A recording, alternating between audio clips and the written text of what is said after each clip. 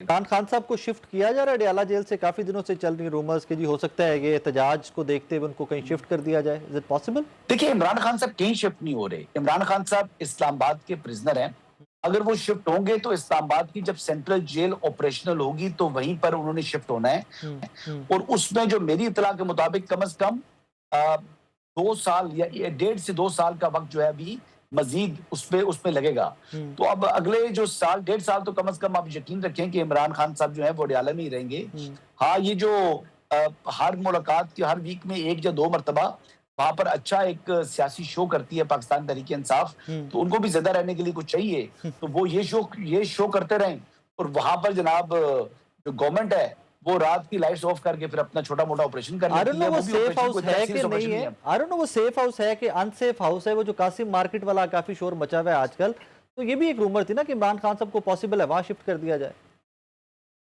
नहीं, ये गलत खबर है जी, ये गलत खबर है। ये किसी सूरत उनको वहां शिफ्ट नहीं किया जाएगा। मैं आपको बता रहा हूँ, अगर शिफ्ट अगर उनको किया तो इस्लामाबाद की जो सेंट्रल जेल बन रही है वहीं पर वो शिफ्ट होंगे। हम्म। हाँ, मैं कभी कभी लाइटर नोट में ये बात करता हूँ कि मैंने कहा जी अगर बहुत शौक है तो वजीरिस्तान शिफ्ट कर दें खान साहब को। हम्म। वहां पर सुनते हैं कभी कभी जो है ना वो आईईडीज पुरानी जो पड़ी हुई होती हैं, जो लगाई हुई हैं दहशतगर्दों ने, वो हम्म। कभी भी फट जाती हैं। हम्म। तो जेल तो महफूज रहेगी लेकिन बाहर जो तमाशा लगता है वो तमाशा नहीं लगेगा। हसन साहब लास्टली फरमाइएगा कि इमरान खान साहब का military trial, is it possible और इज इट ऑन इट्स वे?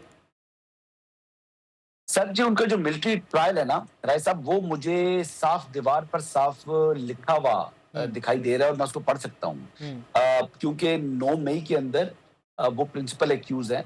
9 मई के अंदर जो है वो जो उनका ताल्लुक था फैज हमीद के साथ, हम्म। वो इस्टेब्लिश्ड है। हम्म। और इस हवाले से मैं इंफॉर्मेशन बेस्ड बात कर रहा हूँ। मैं कोई मतलब ये वो हवा वाली बात नहीं है हम्म। कि इसमें ऐसा एविडेंस मौजूद है जिसको ना इनकार कर सकते हैं, जिसका फैज हमीद और ना ही इमरान अहमद नियाजी साहब। तो ये बात आप समझ लें, अपने पल्ले बांध दें कि इमरान खान साहब डेफिनेटली जा रहे हैं मिलिट्री कोर्ट के अंदर। और 9 मई के अंदर जो है वो जब फील्ड कोर्ट मार्शल की कार्रवाई बढ़ेगी फैज हमीद साहब की, तो मुमकिन है कि इमरान अहमद नियाजी साहब को भी मिलिट्री कस्टडी में ले लिया जाए, क्योंकि वो म्यूटनी का केस है। हम्म। वो केस जो है वो बड़ा संजीदा है और एक 3 स्टार भी उसमें मुलव्वस है। ना सिर्फ एक 3 स्टार बल्कि मुतद्दिद जो जो साबिक यूनिफॉर्म ऑफिसर्स हम्म। हैं, गजेटेड ऑफिसर्स, वो भी उसके अंदर आ रहे हैं। तो उसमें किसी के लिए भी कोई भी रियायत नहीं है। सर आज तोशाखाना 2 में भी इमरान खान साहब और बुशरा बीबी को सजा हो गई और बहुत सारे लोग तो कह रहे हैं कि 9 मई के केसेस भी कंक्लूड होने जा रहे हैं। क्या देख रहे हैं सर, व्हाट्स कमिंग अवे?